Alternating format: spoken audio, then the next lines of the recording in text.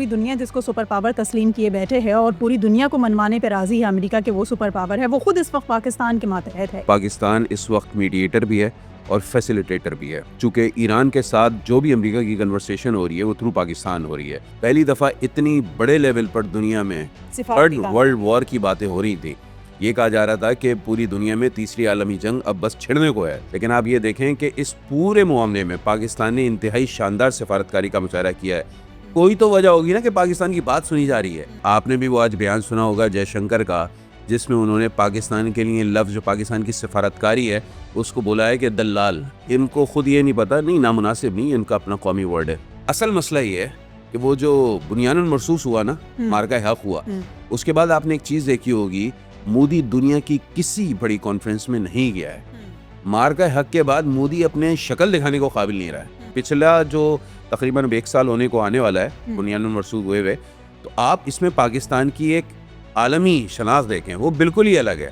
اب پوری دنیا آپ کو ہاتھوں ہاتھ لے رہی۔ جب تک یہ امریکہ اور ایران کی وار نہیں ہوئی تھی تو دبئی اس خطے کا ایک معاشی ہب تھا۔ اب آپ یہ دیکھیں دبئی کا وہ جو بھرم ہے نا، وہ اس پوری جنگ میں ختم ہو گیا ہے۔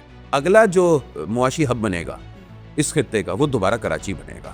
اگر اس وقت ہم نے اس موقع کا فائدہ نہیں اٹھایا تو میرے خیال میں ہم سے بڑا کوئی بے وقوف نہیں ہوگا۔ ایران پر حملے کو 1 ماہ مکمل ہونے جا رہا ہے، لیکن امریکہ اور اسرائیل اپنے مقاصد تاحال حاصل کرنے میں ناکام نظر آتے ہیں۔ اس وقت امریکہ مذاکرات کی میز پر موجود ہے اور بظاہر یہ کہتا نظر آ رہا ہے کہ وہ اب ایران میں اپنی زمینی افواج بھی اتارنے کی مکمل تیاری میں مصروف ہے، لیکن ابھی تک کوئی بڑی اچیومنٹ امریکہ کے پلڑے میں نظر نہیں آتی ہے۔ اور اس میں سب سے اہم کردار جو خطے میں کشیدگی کم کرنے میں پاکستان نے ادا کیا ہے ایک میڈیٹر کے طور پر ایران اور امریکہ کی اس جنگ کو رکوانے کے لیے، اس پر ہم آج کچھ بات چیت کریں گے اور ہمارے ساتھ موجود ہیں علی عابد۔ السلام علیکم سمین، کیسی ہیں؟ ٹھیک ہے؟ میں ٹھیک ٹھاک۔ 1 ماہ مکمل ہونے جا رہا ہے، لیکن امریکہ کی وہی بات ہے کہ کچھ حاصل نہیں کیا انہوں نے، اور اب مذاکرات کی میز پر بیٹھ کر بھی وہ مزید فوجیں اتارنے کی بات کرتے نظر آ رہے ہیں۔ کیا ثابت کرتا ہے اس سے؟ ٹرمپ ایک طرف تو خجالت کا سامنا کرتے ہیں کہ جو کہا وہ پورا نہیں ہو سکا، دوسری طرف یہ کہ وہ مزید ایران کو پریشرائز کرنے کی کوششوں میں مزید فوج بھیجنے کی بات کرتے نظر آتے ہیں۔ دیکھیں اس وقت سب سے بڑا جو اہم اس وقت انٹرنیشنلی ہم کہیں کہ جو معاملہ سب پورے میڈیا میں اس وقت ڈسکس ہو رہا ہے، وہ یہ کہ پاکستان اس وقت میڈیٹر بھی ہے اور فیسیلیٹیٹر بھی ہے، چونکہ ایران کے ساتھ جو بھی امریکہ کی کنورسیشن ہو رہی ہے وہ تھرو پاکستان ہو رہی ہے۔ امریکہ نے جو بھی 14 نکات بیان کیے وہ پاکستان نے ہی ایران کو دیے، اور آج اسحاق ڈار صاحب کی ٹویٹ بھی موجود ہے جس میں وہ یہ کہہ رہے ہیں کہ ایران جب جواب دے گا تو اس کے بعد مزید بات چیت آگے بڑھے گی۔ یہ بھی کہا جا رہا ہے کہ ہو سکتا ہے کہ امریکہ کے جو نائب صدر ہیں وہ پاکستان کا دورہ کریں اور اس کے بعد جو ہے وہ تمام تر جو بھی گفتگو ہونی ہے ایران کے ساتھ وہ پاکستان میں ہی ٹیبل پر ہو۔ تو یقیناً یہ پہلی دفعہ ہم دیکھ رہے ہیں کہ پاکستان کا اتنا بڑا رول سامنے آ رہا ہے۔ حالانکہ 1970 کے اوائل میں ہم نے دیکھا تھا کہ چین اور امریکہ کے درمیان جو تعلقات استوار ہوئے تھے وہ بھی پاکستان نے ہی اس میں میڈیشن کا رول پلے کیا تھا، لیکن فیسیلیٹیٹر نہیں بنا تھا۔ پہلی دفعہ اتنی بڑے لیول پر دنیا میں تھرڈ ورلڈ وار کی باتیں ہو رہی تھیں، یہ کہا جا رہا تھا کہ پوری دنیا میں تیسری عالمی جنگ اب بس چھڑنے کو ہے، یہ بھی کہا جا رہا تھا کہ دنیا میں بدترین فائنینشیل کرائسس آنے کو ہے، یہ بھی کہا جا رہا تھا کہ دنیا میں بدترین فوڈ کرائسس آنے کو ہے، لیکن آپ یہ دیکھیں کہ اس پورے معاملے میں پاکستان نے انتہائی شاندار سفارتکاری کا مظاہرہ کیا ہے۔ اور میرے خیال میں آپ نے بھی وہ آج بیان سنا ہوگا جے شنکر کا، جس میں انہوں نے پاکستان کے لیے لفظ جو پاکستان کی سفارتکاری ہے اس کو بولا ہے کہ دلال۔ انگلش نہیں بول پائے وہ خاصا کرٹیسائز کر رہی ہے کہ انتہائی نامناسب، حالانکہ ان کو خود یہ نہیں پتا، نہیں نامناسب نہیں، ان کا اپنا قومی ورڈ ہے۔ اس کی وجہ یہ بتاؤں کہ ممبئی میں ایک اسٹریٹ ہے جہاں پر ان کی اسٹاک ایکسچینج ہے، اس کا نام دلال اسٹریٹ ہے۔ تو یہ تو بھارتیوں کا اپنا مسئلہ ہے، وہ ان کی قومی معاملات ہیں، مطلب وہ جو اپنا قومی معاملہ رکھتے ہیں وہ وہی ورڈ جو ہے وہ دوسرے کے لیے تو غیر مہذب لفظوں میں شمار کیا۔ اب وہ خود ہی غیر مہذب ہے تو ہم کیا کہہ سکتے ہیں، انہوں نے اپنی اسٹریٹ کا ہی نام لیا ہے، صحیح ہے نا؟ دنیا بھر میں وہ خود میڈیشن کو بہت بڑے حوالے سے جو ہے نا وہ مشہور کرتے آئے ہیں باہر دی۔ اصل مسئلہ یہ ہے کہ وہ جو بنیان مرصوص ہوا نا، مارکہ حق ہوا، اس کے بعد آپ نے ایک چیز دیکھی ہوگی، مودی دنیا کی کسی بڑی کانفرنس میں نہیں گیا ہے۔ مارکہ حق کے بعد مودی اپنے شکل دکھانے کو قابل نہیں رہا ہے، تو اب کیا کریں؟ فرسٹریشن تو ہے نا۔ تو اب پاکستان کا اتنا بڑا رول دیکھا تو انہوں نے کہا کہ یہاں اپوزیشن سے بھی سن رہے ہیں، اپنی پارٹی کے اندر بھی سن رہے ہیں۔ مطلب یہ حال ہے کہ مودی کو اپنی پارٹی کے لوگوں کی طرف سے بھی تنقید کا سامنا ہے، اپوزیشن تو کر ہی رہی ہے، وہ یہ کہہ رہی ہے کہ اس وقت پاکستان کی جو سفارتکاری ہے یہ تاریخ میں کبھی دیکھنے میں نہیں آئی. برتری لے گئی نا, پورے خطے میں برتری لے گئی. آپ دیکھیں اس وقت اگر بالکل ہم ان بائسڈ ہو کے سوچیں 2022 کی طرف ہم چلے جاتے ہیں, after P T I government ہم دیکھ لیتے ہیں کیا صورتحال تھی, کس بدترین بحران کا شکار یہ ملک تھا. پاکستان کے پاس شارٹ آف ڈالرز تھے, پاکستان کے پاس جو ہے وہ اس حد تک پیسے بھی نہیں تھے کہ وہ اپنے لوگوں کو جو ہے وہ بہتر طور پر سبسڈی دے سکتا ہو. پھر آپ نے دیکھا کہ پیٹرولیم پرائسز بڑھائے گئے, آپ نے دیکھا کہ توانائی کی قیمتیں بڑھائی گئیں, پاکستان میں مہنگائی آ گئی, پاکستان نے بڑی مشکلوں سے جا کے IMF کے ساتھ ایک ایگریمنٹ کیا اور یہ بھی ہوا کہ تاریخ کا سب سے زیادہ سخت شرائط پر یہ ایگریمنٹ ہوا. تو اس کے بعد آپ وہ وقت دیکھیں, پھر آپ یہ دیکھیں کہ آپریشن بنیان مرصوص ہوتا ہے اور اس کے بعد پاکستان کی آپ اٹھان دیں گے. تو پچھلا جو تقریباً 1 سال ہونے کو آنے والا ہے بنیان مرصوص ہوئے, تو آپ اس میں پاکستان کی ایک عالمی شناخت دیکھیں وہ بالکل ہی الگ ہے. اب پوری دنیا آپ کو ہاتھوں ہاتھ لے رہی ہے. مطلب آپ یہ اس کا اندازہ لگا لیجیے نا کہ پوری دنیا جس کو سپر پاور تسلیم کیے بیٹھے ہے اور پوری دنیا کو منوانے پہ راضی ہے امریکہ کہ وہ سپر پاور ہے, وہ خود اس وقت پاکستان کے ماتحت ہے. اس لحاظ سے وہ یہ سمجھتا ہے کہ وہ کچھ حاصل نہیں کر پائے گا ایران کے ساتھ اس جنگ میں شامل ہو کر یا مزید اس کو طول دے کر. تو اب خود ٹرمپ صاحب ٹیبل ٹاک کے لیے, مذاکرات کے لیے پاکستان کے حمایت کے یا پاکستان کی سپورٹ کے متمنی نظر آتے ہیں کہ کسی طرح سے پاکستان یا ترکی اور دیگر مصر ممالک جو وہ ٹاکس کے اوپر آئیں, بات چیت کے اوپر آئیں, معاملے کو سلجھانے کی طرف بڑھا جائے, کچھ شرائط ان کی مانی جائیں, کچھ باتیں اپنی منوائی جائیں اور بات چیت کے ذریعے ہی مسئلے کو حل کیا جائے. کہ جہاں وہ کہتے ہیں کہ میں نے 8 جنگیں دنیا کی رکوائی ہیں تو اس جنگ کو بھی اب رکوانے کے لیے کسی کو آگے آنا چاہیے. اچھا آپ یہ دیکھیں نا, جب ہم نے شروع میں یہ جنگ شروع ہوئی تھی تو پوڈ کاسٹ میں یہ ڈسکشن کی تھی کہ امریکہ کا مین ٹارگیٹ کیا تھا, حکومت کو ٹاپل کرنا, صحیح ہے نا, وہاں پہ کوئی اور حکومت لے کر رجیم چینج کی انہوں نے بات کی تھی. ابھی آپ دیکھیں کہ وہ رجیم چینج کر سکے, گو کہ انہوں نے خامنئی صاحب کو ایلیمنیٹ کر دیا, ان کو شہید کر دیا, لیکن کیا وہ رجیم چینج کر پائے؟ ناممکن. خامنئی صاحب کے بیٹے آ گئے, جس پوسٹ کا جو بندہ انہوں نے نشانہ بنایا, جس بندے کو شہید کیا, اس کو ریپلیس کر دیا گیا ایران کی موجودہ رجیم کی طرف سے, اور وہی رجیم ہے جو پہلے رجیم تھی. اب ڈونلڈ ٹرمپ کیا کہہ رہے ہیں, وہ کہہ رہے ہیں ہم نے رجیم چینج کر دی. اس کا مطلب یہ ہے کہ وہ ہزیمت کا سامنا بھی نہیں کرنا چاہتے, ببانگ دول اس بات کا اعتراف بھی نہیں کرنا چاہتے کہ بھائی میں نے اپنا مین ٹارگیٹ اچیو نہیں کر سکا, میں یہ ہار گیا ہوں جنگ. تو انہوں نے کہا نہیں جی وہ ہم نے رجیم چینج کر دی ہے, اور اب وہ جو بھی انشنٹ باتیں کر رہے ہیں بالکل ایگزیکٹلی. اب دوسری طرف آپ ایک چیز یہ دیکھیں, پاکستان اور امریکہ کے معاملات کو دیکھیں.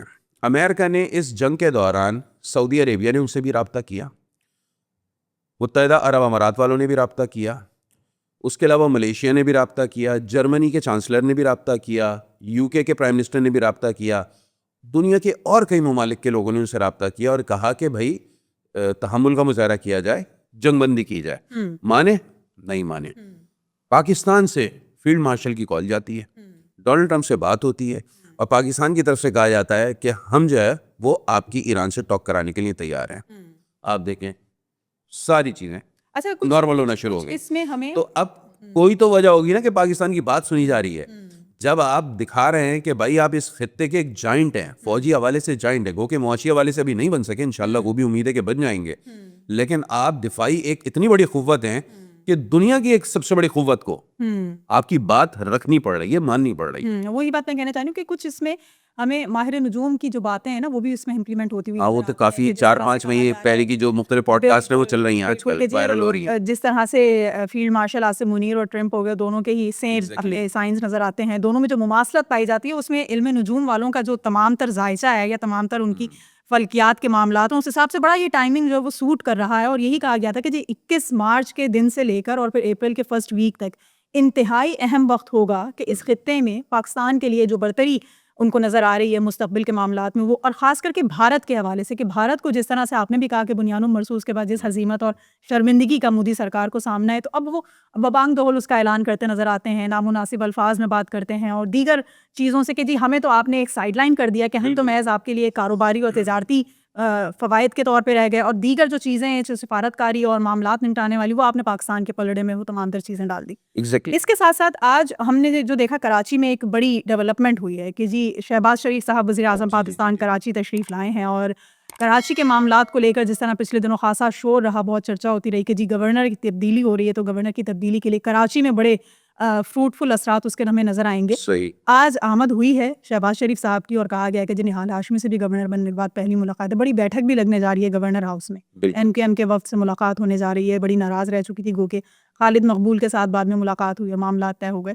لیکن آپ کو کیا لگ رہا ہے کہ شہباز شریف کی ایک ایسے اہم وقت میں کراچی آمد, کراچی ہب ہے اس وقت پاکستان کا اور اکنامیکلی بہت جو ہے وہ چیزیں ریلیٹ کرتی ہیں یہاں سے, کیا اہم ایجنڈا ہو سکتا ہے؟ دیکھیں جو میری اطلاعات ہیں پہلے تو وہ بتا دوں, جو پرائم منسٹر شہباز شریف صاحب آئے ہیں ابھی 2 دن پہلے ہی سینیٹر شہری رحمان صاحبہ کی بیٹی کی وفات ہوئی ہے جی, تو ان سے اظہار تعزیت کے لیے آئے ہیں, جو بنیادی طور پر بتایا گیا مقصد اس دورے کا. صحیح. پہلا تو یہ ہے.